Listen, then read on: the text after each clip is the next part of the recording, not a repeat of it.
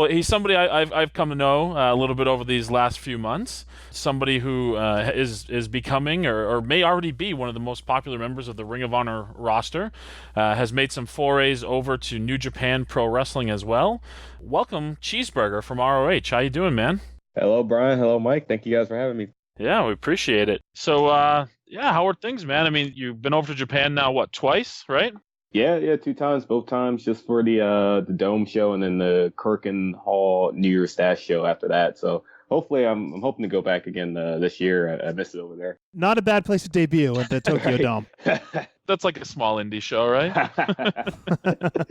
Yeah, I wanted to go to Japan just for so long, just to visit and to not only go to wrestle, but to like wrestle in the Tokyo Dome, my first show. That was very just absolutely unbelievable. Yeah, so I mean, you started in what, about like 2012? 2010 actually. Like I started training in 2010 and I had my first match I think like 2012. Okay. So you didn't start at the ROH dojo, did you? No, I did start from scratch at the ROH dojo October 2010. I was 17 and going to like my senior year of high school. Oh my God, I didn't realize you were that young when you started. What was I mean, obviously a lifelong fan and everything. Oh yeah, absolutely. Like just for so long, like growing up, I would watch it with my dad. We always I was never like in the WCW growing up, but we'd always watch WWF. And like going into like middle school, I kind of fell out of it for a little bit, but then back in high school, I got back into it like really heavy, and that's when I started discovering the indies like ROH and Japan and all that. So you were a WWF fan, so now you're talking in the 2000s. It's funny because when I talk about me growing up, and Mike is probably largely the same way. Our growing up was Hulk Hogan. Right. So who was your guy growing up? Definitely always Rock and Austin. Like those were always two of my guys. Undertaker as well. And then like at the time I didn't appreciate him more till later, but Eddie Guerrero, like at the time I liked him, but I didn't really grow to like love him until like years. Like once I started becoming a wrestler and went back and watched his stuff, I was like, I always knew he was great, but I never realized like how good he was. And Shawn Michaels too. So a guy like The Undertaker, like guys that size, now you're a guy of a smaller stature, I guess we'll say. So did you think it was something that was attainable for you, looking at all these larger-than-life characters on the WWF TV? Actually, no. Like when I first signed up for the ROH dojo, I actually signed up to be a manager. I didn't think I had what it took to be like an actual wrestler. But at the school, the managers and like referees, they had to go through the same training as the wrestlers. So we learned like all the chain wrestling, all the warm up drills, and then once we got to bumping, and like once I started learning chain wrestling and bumping, I realized like, oh, okay, I might actually be able to do this. So I just kept continuing with the wrestling part of the training, and it just kind of like spiraled from there. Yeah, you hear that kind of story a lot, and it's funny because a mutual friend of ours, Todd Sinclair, who's been a guest on this podcast, me and him actually broke in same school, same place, same time. Right. But we did the same thing at that school. You went through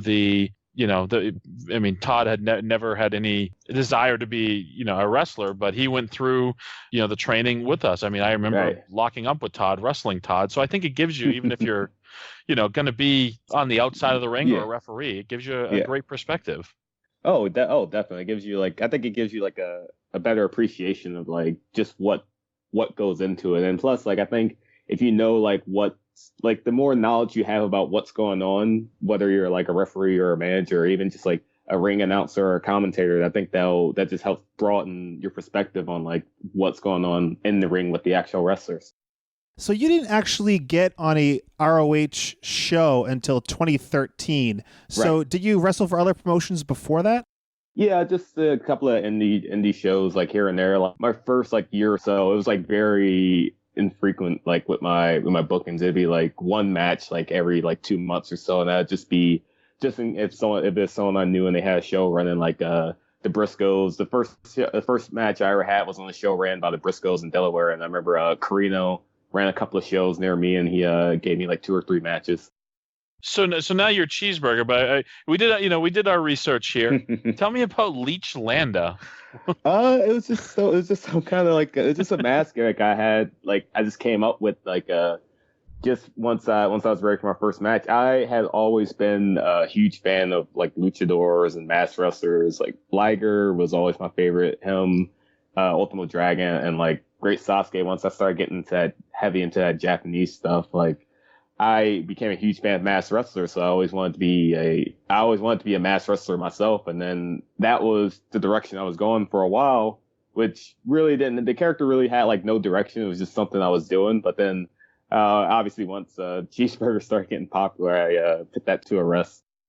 And I'm sure you probably said it 1,000 times, but the origin of the Cheeseburger name, could you go through that real quick for the people listening? I get asked that question so much. Yeah, I'm sorry. No. So like the name Rocket.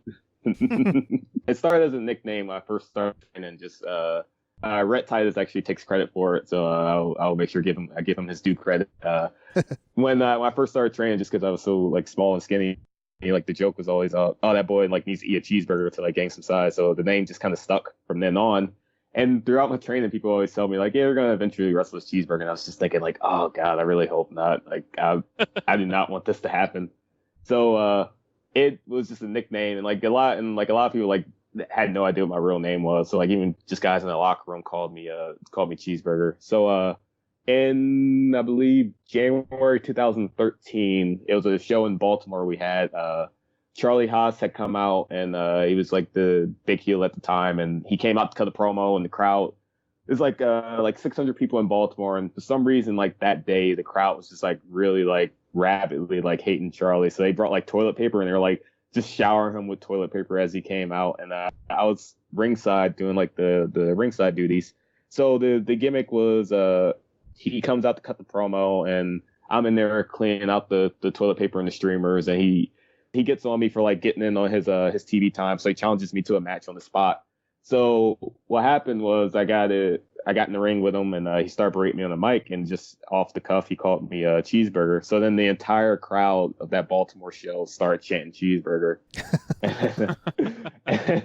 So we start the match, and like Charlie takes his shirt off, and I take my shirt off, and then the crowd starts going crazy. And so he like gives me like a belly to belly, and then like locks me in the house of pain, and then that was it, like 10 seconds. So when I came to the back, they were like, all right, we may have something here. And I started like a small angle with Charlie that went from like for the next few months after that. Well, you know what I'm thinking here, Crockett? What's that? I'm thinking, thank God no crowd ever cheered wildly for the name Brian Buffet. Was that your nickname? That was the moniker that I was stuck with when I first started, Brian Buffet.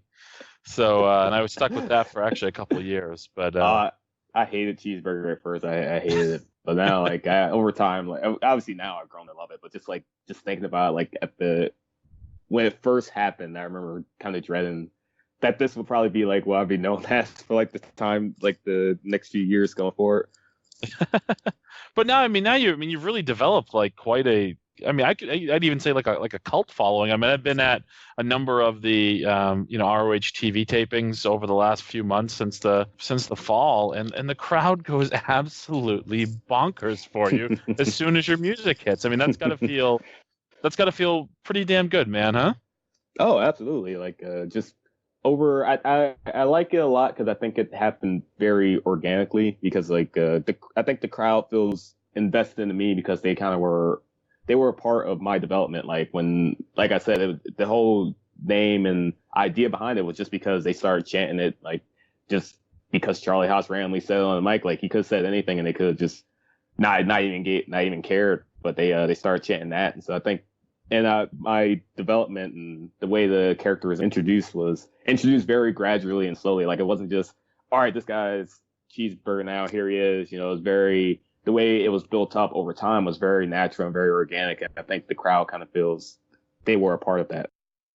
You mentioned that you sat at ringside for a long time before Charlie Haas kind of dragged you into the ring, and you had the unenviable task of sitting next to Ring of Honor ring announcer Bobby Cruz for many months. we both know Bobby pretty well. Do you have anything, any stories or anything to say about our friend Bobby Cruz? I don't, nothing off the top of my head. I think I guess I was just friendly with Bobby. I think just it takes him a while to warm up with the people. I think like just having to see him around like often. So I think like the first couple of times he saw me, he's probably like, who is this kid? But like now like over time, I think it just takes him some time to warm up to people. Well, when you're up here in June, Berger, what I want you to really do is ask Bobby if he'll take you on a tour of his hometown of Fall River, Massachusetts. I think he'd really enjoy showing you around. Why is that? He claims it's not his hometown, but we all know it is. He loves Fall River. Wait, what does he claim is his hometown then? I think it's New Bedford, which I don't know if that's any better. But I can't talk ill of that area of New England. I wrestle there quite frequently. So. Well, what time did you start teaming with Bob, and how did that kind of Bob Evans, Brutal Bob Evans? How did that kind of come about? It started around that same year, 2013. It started around like August of that year because me and Charlie had feuded for like from that January to March, and I think from what I heard, we were supposed to have like a match eventually, but then he ended up getting released. So they kind of shifted the feud to like me and versus Mike Bennett and Maria. And at the time, Bob and like Mike Bennett were kind of having like some tension. So I remember Bennett was beating somebody down. I came in to make the save, and the turn was Bob saved me from being beat down by Bennett, and then we kind of formed a little tandem there. And the first match we had was me and Bob versus Bennett and actually Maria. And the gimmick behind the match is that me and Maria weighed the same, so the measurables checked out. So that's why they were able to like put the match together. Brilliant. Ironically, I wrestled. Me and Mike Bennett kind of wrestled at the beginning of both of our careers quite a bit, and ironically, he had the same build that you currently have when he first started. There are pictures to prove this. That was a fun match. I remember that was the first time me and Bob actually like tagged like anywhere. And we actually, I guess I probably know Bob a little better than you do, Mike. But I mean, Bob is somebody who is obviously somebody who's been around a long time, especially over the last few years, has really made a name for himself as a trainer. As far as that standpoint, what did you get out of that from teaming with Bob and somebody with that level of experience? Just he just gave me like a different he gave me a different viewpoint on wrestling. Like he really. He tells me this all the time. Like when we do like these tag matches, and I would always like sit quietly and listen. But sometimes I'd throw in ideas here and there, and he'd always tell me like he'd shoot him down, and I wouldn't know why. And he explained to me, like back when we were first starting out, like my ideas were bad. They didn't like fit the match. But then like over time, I think just getting to learn from him, like sometimes I would start suggesting stuff, and then he'd be like, okay, that's a good idea. Let's throw that in. So like over time, he just helped me learn like, okay, like this doesn't fit here and here, but maybe this idea works, and it just gave me a different perspective on like psychology and like structuring of like tag matches. And he had some like really creative like stuff with us. Like I remember our finisher was what was the name of it? It was either the Sesame Seed Stunner or the Supersize Stunner. I forget which one it was, but it was like he came up with it, and like it would be like I would be riding on his back like a backpack, and he would like squish someone in the corner, and I would hook them like a stunner, and we would walk out and both sit to our butts and give him like a double stunner. And I remember, I think it was like one of the ROH tryout camps, we were tagging against somebody, and I didn't want to do that like as the finish. I wanted to do like I forget some other move that we used as like a finish. And he explained it. He was like, well, like, think if you were being put into a video game, would you want that move in the video game, or would you want to be known for this creative move that we have in the video game? I was like, oh, that makes sense. Like, yeah, let's use this. This should be our move, and we should use this all the time.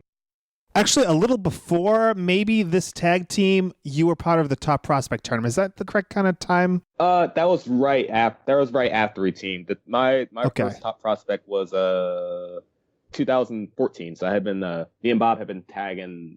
We only had like 2 tag matches before that, but we had like 2 tag matches between like that August and like that December. And then I was in the top prospect that January and I actually wrestled Hanson in Yes. January 2014. Yes, a good friend of ours, been on the podcast many a time, Warbeard Hansen, and that was your first round opponent. And let's talk about the total destruction of your face at the hands of Hansen. One of the many, one of the long list. Yes. He's gonna hate me telling this story. Go for it. Please do. No, it was just the match went good. Then like the end was his big spinning kick, and I had my hand up, and where I had my hand was not where his boot was, and he clipped the like left side of my the left upper side of my face, and it's like caught me like right above the eye. And I have like a scar like above there, and it knocked me out like completely. And, wow, that's actually my first concussion. So it was actually a pretty terrifying experience. Like I couldn't remember anything. Like I was freaking out. My eye was swollen shut, and it was pretty bad. But I remember that show. Roddy Piper was doing like a autograph signing with ROH. So he was at the show just watching. And I remember, like, after I got the concussion, I introduced myself to him, like, 3 different times. And every time he's just like, oh, yeah, I got you already, kid. Probably just thought you were a really big mark. Right. Yeah. It was just like I remember, like, there was, like, stuff about the night I don't remember. But I definitely remember, like, introducing myself to him in, like, the middle of the night and at the end of the night. Like, I introduced myself. We did, like, the post-show speech. And I remember saying hi to him again. Well, that's something we have in common, Cheeseburger, because I was also a victim of the Hansen spinning heel kick while he was still Handsome Johnny, and it was also my first pro wrestling concussion. So we had that in common. He closed my eye, and then I missed like 3 days of work because I couldn't stop throwing up. So. Thankfully, like nothing, like there's like no orbital bone damage or anything. It was just like I had like a super big cut and it was like bleeding constantly, and like that was like the most like my like any like for any injury that like I had like my eye was like literally swollen shut, like I couldn't see out of it. But if you want to, funny story about my second concussion, it was actually caused by Bob. Oh wow! Was this when you were a teammate with him, or is this after the turn? No, this is after we had broken up. It was like it was our first match actually after we had broken up. Oh my god! What happened there? It was in Canada during like the New Japan Global Wars weekend, and we were like third TV episode or something like that, and we like did like a hot start and like I had sent him out to the floor. And I get on the apron, and he's gonna like he slaps me, and then it's supposed to like piss me off, and I'm supposed to jump on him and like fire up. But like if you watch the video back, I'm on the apron, he slaps me, and I just like fall through the ropes and like lay down on my back and collapse. And in my head, I was thinking like it didn't knock me out completely, but like it definitely rocked me like a bit. And I remember coming to, and I was like, wait a minute, like oh wait, I'm supposed to fire up here. So I get back up and I'm like. And I jumped down onto him from the apron, like that was pressing off the apron. Is that the one that was on like the first Destination America episode? Yes. Yeah. Okay, that's gonna be pretty cool though. When the Ring of Honor's run on Destination America, and you were featured on the very first episode. So yeah. I remember I watched that. I watched that with my mom, and that match was my first table bump too. That was well, that was actually one of my favorite like endings to a match ever because like no one saw that coming between like me and Bob. It was like where was this random table bump coming from with Bob and Cheeseburger? Yeah, it was like a side slam right off the apron. Yeah, they're trying to figure out a way for like us both to go through, so instead of like just me going through and the off chance that the table didn't break. So now you said you mentioned your mom and you're watching it with your mom. How does I mean, so how does mom feel about you? One, starting at 17, and two, pursuing this now as your life's work. She's she's always been like very supportive, but like whatever it is, like I wanted to like kind of like put my time and energy into. So like when this came about and I told her about it, I remember she's really supportive and like was happy as just something to like kind of get me out of the house and something to get me active and something she could see I was passionate about. And I remember like I wanted to quit after my first day of wrestling school, and I remember we were going back home in the car, and I was telling her I didn't want to come back the second day, and she's just like, well, like we already kind of put down we already put down the deposit, so maybe just give it like one more day. I was like, all right, like, all right, I'll give it one more day, and then it just kind of kept going from there. But like, yeah, now she's like so happy, so supportive. Like every time I'm like posting like anything about like a match or like promoting like merchandise or something, she's always there on like Facebook sharing it, like telling her friends like check out stuff that I'm doing or like TV. She's just so happy. You talked about the feud with Bob when you guys broke up, and you kind of blew it off at the dark match for Final Battle of 2015, right? Yes. How was that match for you? Oh, it's great. I enjoy that. I enjoy that match a lot. I still go back and like we'll watch it every now and again. It was one of my favorite matches that I had because we actually.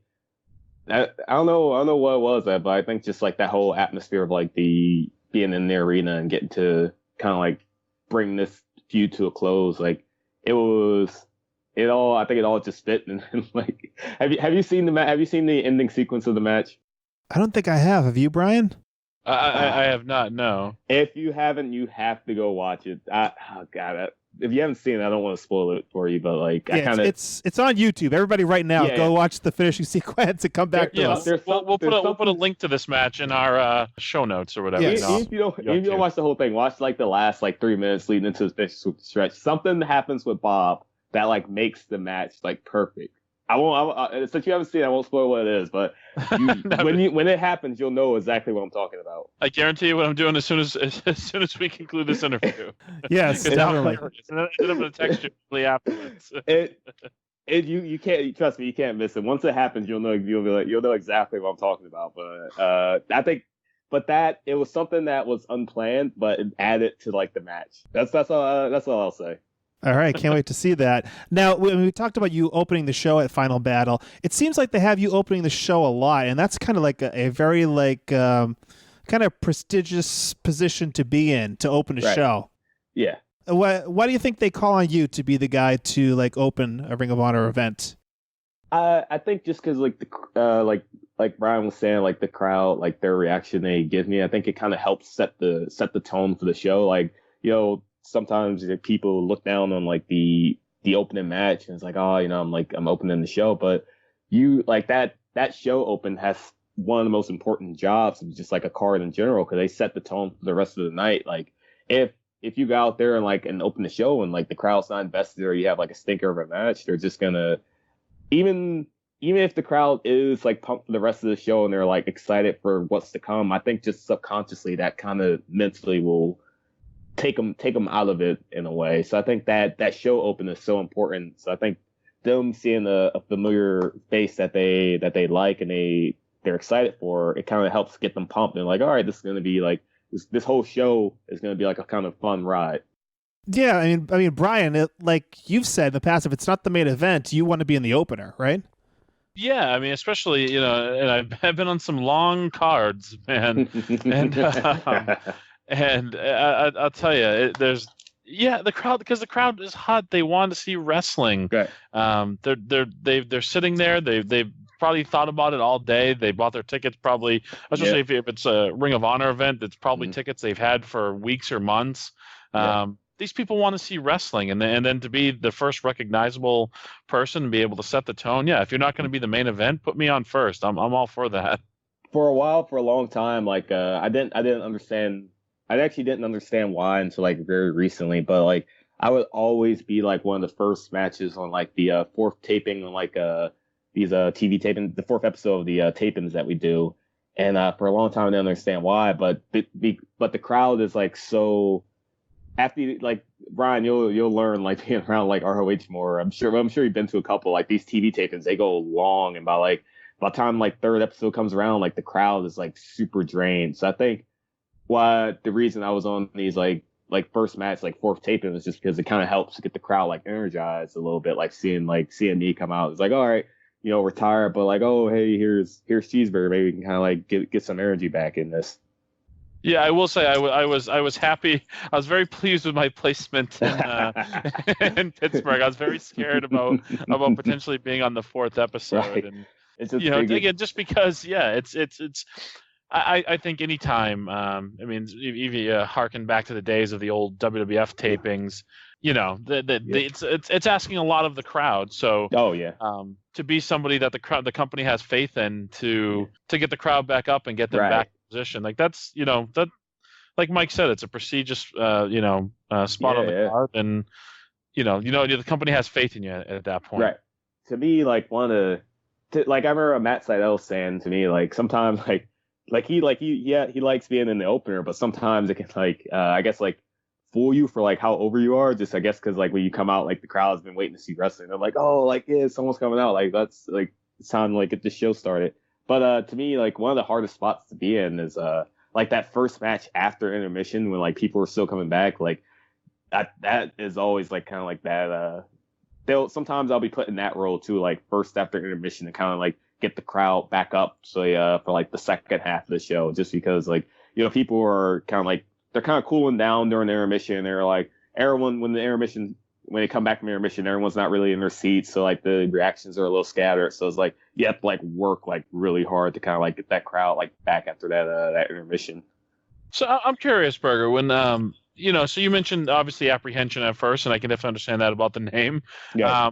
About what point now, or did you start embracing it? And okay, I like this. I can make this work. This is who I am.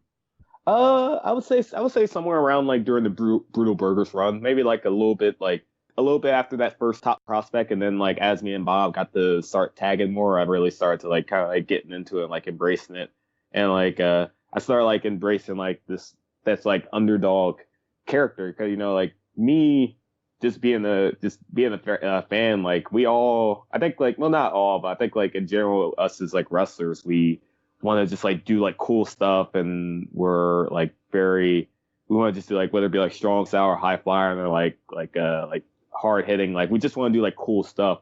So for me, I wasn't super interested in this underdog role, but then over time I started embracing it, because I realized, okay, the crowd doesn't want to see me, at least not at the point I was when I was first starting this character in 2013, 2014. The crowd didn't want to see me do high flying stuff or fake strong style or something like that. They just wanted to see me beat up and fire back on whoever I was in the ring with. So I think once that kind of clicked in my head, I started thinking okay, now this is all kind of starting to make sense for me, and now everything's kind of starting to click, and this is working, because this is what the crowd wants to see, and I'm giving them that, and I'm getting good reactions from it. Yeah, and once you buy the burger hat, you're in it for the long haul, I guess. I just bought five new burger hats. Wow. I had a house show one, a TV one that's cycled in between, and I sold the house show one when I was on my last trip to Japan. That's amazing. So speaking of Japan, I mean, something that kind of came on screen, but I think actually started behind the scenes, was your kind of friendship with Jushin Thunder Liger, of course, a legend in Japan. How did that really come about? That started backstage, right? And it kind of came on screen? Yeah. It started when we first started our deal with New Japan. It was 2014, I believe. Yeah, 2014. And the New Japan guys that came, we had a show in Canada and a show in New York. And actually, it was Mark Briscoe that introduced me to the New Japan guys. He just called me into our locker room and was hey, have you guys met Cheeseburger? And just went around shaking their hands, and they knew me as Cheeseburger. So they came and stayed in Philly for a week. So I was in charge of making sure they were taken care of. So they wanted to see the stuff from Rocky. So I took Liger and a bunch of the other New Japan guys around Philly one Monday afternoon. So we just spent a whole day in Philly going to see all the sites from Rocky. After that, the next day, Liger gave me a T-shirt as a gift, and he autographed and drew a picture of his face on it, and that's pretty cool. So that day we had a 2-day tryout camp with it was ROH New Japan 2-day tryout camp that we did. And all the New Japan guys were there watching just to see if there were any prospects. So that day, the first day, I actually tried to do the palm strike to kind of in the match. And the second day, one of the Japanese guys asked me about it, and I was like, oh yeah, I tried to do Liger's palm strike, and he said, oh, you should ask him to teach you. And I was like, oh, it's like, you think he would? He's like, yeah, let's go ask him. So he took me to go ask Liger if he would teach me the palm strike.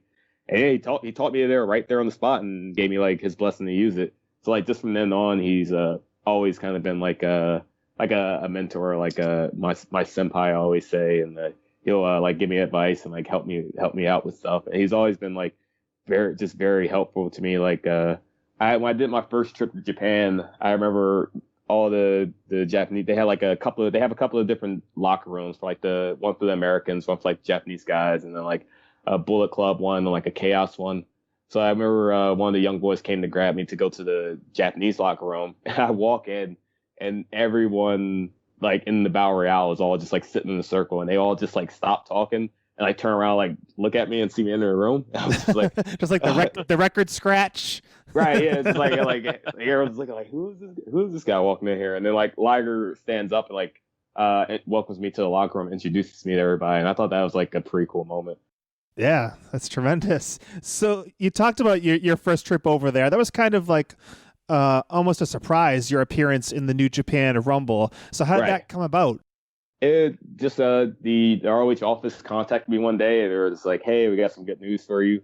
I was like, in my head, I was like, well, they called me and put me on like a 3-way call with like with people in the office, and like in my head, I was like, this might be. Am I getting like, is this what's going on? Like in my head, I was like, oh, I must be getting fired for something. Not that I had anything to get fired for, but like in my head, I was like, this is kind of weird that the office is like on the 3-way call for me. And but then they told me, and I was just in like stunned silence when they're like, yeah, they want you to come over for the Tokyo Dome Battle Royale. I was just like stunned silence on the phone, and they're like, are you there? Are you still alive? I'm like, yeah, I'm just kind of taking it all in. So yeah, it's just I went and they told me that, and I went through the entire process of getting the visa and all that, and then I remember just like finally getting like landing in the plane and like getting the stuff off the plane to the airport. And I literally just wanted to like get on my knees and like kiss the ground, like, oh, it finally happened. I'm here. Like it's now like it's now a reality. Oh, that's awesome. So when you stepped into like the Tokyo Dome for the first time, were you just kind of like taken aback by the size of that place? It's breathtaking. Like to get to the Tokyo Dome, they have the Tokyo Dome Hotel, which is right next door, but there's like an underground like tunnel that we go through to get to the dome. So it's like you do this like long like 5-10 minute walk through this underground tunnel. And then you finally get through to like into the underbelly of the dome where like the locker rooms and stuff are, and you walk up these stairs and you just open out. You just like step onto the actual field, and you see like all the seats and like the huge setup. It's just insanely like breathtaking. Like when you just walk there and see like everything how it's set up, like completely empty. And then like when the fans start coming in and the show's going, like it's even cooler. Like when all the fans are there and the lights and stuff, the lights are down and like the Tron is like lighting up and like all the videos are playing. Like it's insanely like breathtaking. I mean, I'm sure it's just an amazing moment from the 17-year-old kid who walks into the Ring of Honor dojo and wants to quit on his first day. And, right. and those are those types of moments where you start to, I'm sure lots of reflecting and just thinking about the journey. Oh yeah, 100%. It was cool just to get to experience that with like people who like I look up to as mentors. Like my first trip, Kevin Kelly was there and Delirious was there, and then the trip that just passed, Steve Korean was there, so I took like a group picture with all those guys, and Todd was there for both the trips, and it was cool like getting to experience that with him too. It was cool to experience it, but it's also cool to like have all these people who kind of helped me along the way, like get to be there for that experience as well. So yeah, you said you were there again this year for the Rumble, and it came down to you and Michael Elgin, right? Yeah. Final 2 this time. So was that like kind of I mean, you didn't win the thing, but was that kind of like an honor just to be among guys like Billy Gunn showed up in the match and stuff like that, and it's you and Elgin at the end. Billy Gunn, Scott Norton, like yeah. Oh man, it was like pretty incredible. Like and like the fans. When I went the first year and I came out, I remember the fans like reaction. They were just like who is this? Who is this guy? And then, but when I came out this past year, or this year, I should say, they like people like I could hear people like starting like get excited when they realized I was making my entrance, and then when I was in the final two just against Elgin, I was like firing up, kind of get the crowd behind me. They were coming up for me and they were giving me their support, which like to get the support of like those like Japanese fans meant so much to me. And you actually, speaking of Scott Norton, you actually teamed with him the next day, right? At the oh man, that was so cool. Like a 10-man tag against the Bullet Club. Yeah, man. We reunited Team 2000. Team 2000, if you guys don't know, it was like a spinoff of NWO Japan. Back when they had like NWO Japan, and that kind of like, I guess after the NWO and WCW kind of like went away, or that connection went away, they kind of turned that into Team 2000 and was led by like Scott Norton and like Tenzan and like Chono. And so they kind of like they're like, yeah, you're in this 10-man tag with Scott Norton. They're like, here, wear this shirt. Look, it's like a Team 2000 shirt. I'm like, what? Like we're doing this. And the funny thing to me was we did like a group photo backstage, right? And like we like the photos of the group were online. And like a few days after it, Chono tweeted the group photo, and he wrote like Team 2000. He wrote, "Who is this on the left?" And it's like me all the way on the left. He tweeted like, "Who is this?" Goodness. That's awesome. So now in Ring of Honor, you're teaming with Will Ferrara a lot, and yes. Did you guys start about the same time, or? No, he's been wrestling like a lot longer than me. He started, I think, at like 14, 15. He started in New York with Johnny Rods in Brooklyn, and he started with Johnny Rods and like Warriors of Wrestling. He was trained by like Taz, so he was trained by like a couple of different places in New York, and he actually came through the ROH training camps. He did like 2 or 3 tryouts, and after a while, he just started driving from New York to train every week at the dojo. So he just kind of became a part of our system through coming in through those trials and then just training every week. So now me and him, we're both like assistant trainers at the school, and we're a tag team now, obviously. Yeah, let's go ahead, Mike. Sorry. I was gonna say, you're probably saying the same thing you say. Let's talk a little bit about the dojo and you helping out with the training. How'd that come about? Where you're helping out?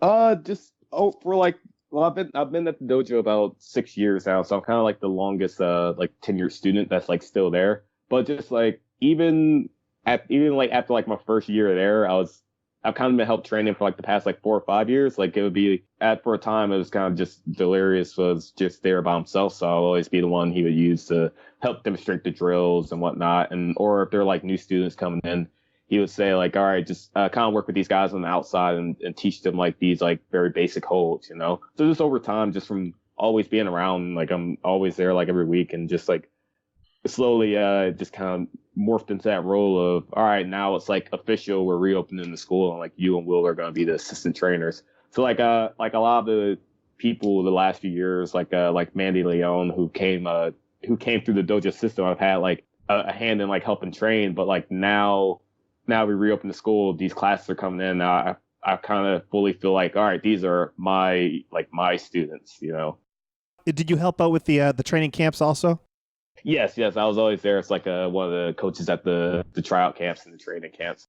I was like participating in them for a while just as a student to kind of like get better and like learn. And then like over time, I just started becoming like a coach and helping out at those camps. Right now at the dojo, we have about 10 students. The first class we had one guy.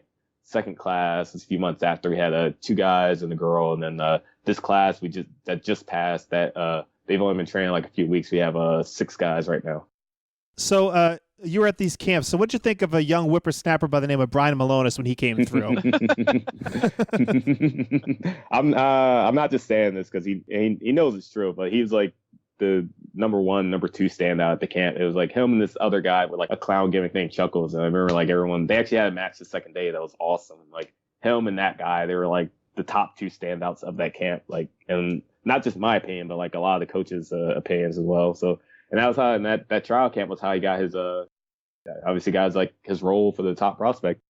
Yeah, the trial camps are, I mean, they're awesome. It's funny because I just think they're it's not just a tryout camp either. You know, obviously, right. I think that's the goal of every one of us that goes in there is, you know, I mean, my goal flat out going in there was I want to get a job with Ring of Honor. Exactly. You know, but just it's a great learning experience just to just the level of experience of the guys that the coaches that are there. If you can't get something out of it, then you probably don't belong in wrestling. Right. It's just a cool, like, I just love the atmosphere too. Like, we're nobody like sometimes people have like perceptions or like everyone there is going to be like a hard ass. They're going to try and like blow you up and they're going to like work you to death. It's like, no, like we just want to see like what you got in the ring and we want to help you learn. Like everyone's like super friendly. Everyone's super positive. It's like a fun atmosphere. Like obviously like the first day, like I'm sure maybe you included, like everyone, like there's like the nerves the first day, but by the second day, everyone's like nice and relaxed. And like the second day is like so much fun. Oh yeah. Definitely the nerves of the, just because, and again, in the back of your mind, or not in the back of your mind, it's advertised right at the door. It's a tryout and it's a seminar. Yeah. So yeah, there was definitely, there's definitely nerves, but at the end of it, too, than just thinking back upon it, it was just, you know what? There's a lot worse ways you can spend a weekend if you're somebody who is in professional wrestling and loves professional wrestling than spending about, 24, 25 hours learning wrestling and just being around positive, passionate people. Like, absolutely. Like I'll see like times online where like from fans, not even like from wrestlers, it's like from fans who like, obviously like aren't involved in wrestling. They're like, oh, why is Ring of Honor like pick up people from these tryout camps? Like these tryout camps are a waste of money. And it's like no, like you don't understand. Like these, like you get to spend, like the trial camps are advertised from like 10 a.m. to 4 p.m. But like that first day we were there like 12 hours. We were there to like almost like midnight, working like it's literally like 2 days, 24 hours of just like learning from some like the best minds in wrestling. Like, and even if you don't get like a job from that, just like the experience you get from that and like the connections you make, like that's worth so much. It's like 2 days and like it's $300, but like that, from what you're going to gain from that, that's like a small investment. And plus, like, we provide lunch for you, which you can't ask for more than that. Well, like, Cheeseburger. I meant to talk to somebody. I was very unsatisfied with the lunch. So. I sent email to corporate like that one guy.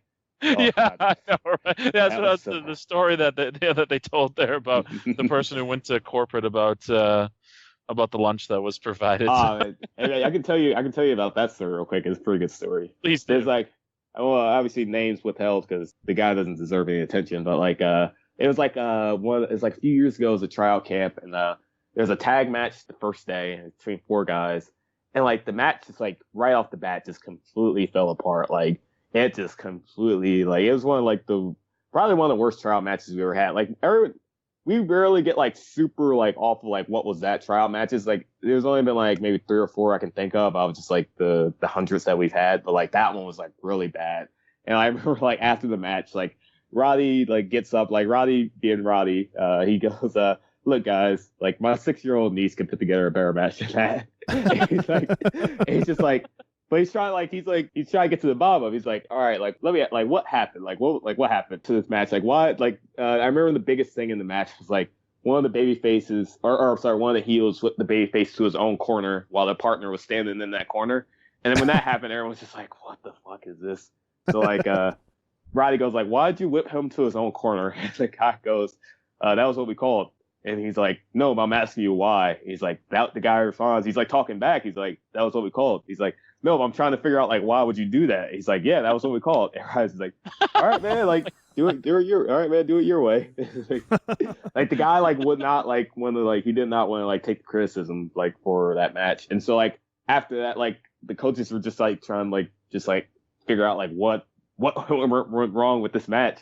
So I remember like they weren't, obviously like the criticism there was like very constructive. They weren't being mean about it, but they were just like, that match like completely fell off the rails. Like what happened? So like the next day, 3 of the 4 guys didn't show up the next day for the second day of the trial camp, and the one guy who was talking back to Roddy like sent the email to corporate. He goes like he's like talking. He's like hey, he's like they put me in there with like the 3 greenest guys in the camp. I was like I'm a professional that was trained by the Hart family. I know what I'm talking about. Like he was name dropping like, oh yeah, I went to like some like Hart family camp or something, and I was trained by these guys and like blah blah blah blah blah, talking about like how his opponents were green and they put all the blame on his opponents. And he's like, I thought I was gonna be in there like an ROH professional, and I thought ROH management was gonna be there. And it's just like, what do you mean ROH management wasn't there? Like the top decision makers from ROH are all at the camp the entire day. Like what are you talking about? And then just like at the very end, he goes, "And the lunch sucked." Oh man, it was bad. And a little known fact, this person has gone on to be Dalton Castle. No, of course I'm kidding. Of course I'm kidding. Wow, what a talk about somebody that just doesn't have. Yeah. I forget wrestling priorities, life priorities. If you're trying to get a job. Yeah, we very very rarely will it happen now, but like a few times we've had like people come in with like this like unwarranted sense of like self-importance, and it's always like the guys that are awful that come in with like this ego. Like, it's never like the good guys like standing out the camp. It's always like guys who like do really bad that come in like, oh, I'm like the best ever. Like, I put the blame on everyone else. I know what I'm talking about. But wrestling has so many of those people, of course. Yeah. So, well, I think that's probably. I don't know that we're gonna top that. So I just want to take a second here, Cheeseburger, and just say thanks, and then please let us know where fans can find you on social media and things you may have upcoming. Oh, absolutely. You can follow me on Twitter at Cheeseburger ROH, and then you can follow me on my Instagram, which I've been heavily getting into lately, at ROH Cheeseburger. So Twitter Cheeseburger ROH and Instagram ROH Cheeseburger. Hey, real quick side note. So the only reason I ended up making the Cheeseburger Twitter is because there was a fake Cheeseburger Twitter going around once I started like kind of like doing stuff with ROH. I didn't have a Twitter, and there was a fake account that actually took the name ROH Cheeseburger, so that's why I had to be Cheeseburger ROH. And it would have been a problem, but the fake account was tweeting people on the roster as if they were me, and like, I was like, like they were tweeting like Rhett and like Shelton Benjamin, like just weird stuff. I was like, I got put into this. That's how you know you're a success, Burger, is when somebody creates a fake Twitter account of you. So those are the Twitter and the Instagram, and you can I have t-shirts for sale at ProSMT/Cheeseburger, and also I have official ROH ones available. If you go to ROHWrestling.com, you can find the very popular in Japan Cheeseburger t-shirts as well. That's tremendous. Awesome, man. Thank you so much for taking the time, and I look forward to hopefully seeing much more of you in person. Yeah, man. I hope to see you around like a lot more, man. Thanks very much, Cheeseburger. Yeah, absolutely. I'll send you a link with the timestamp for that the thing with Bob I was talking about. Yes, please. For us and all the people listening right now. Yes. Yeah, absolutely. Well, thank you guys. Thanks, man. Thank you.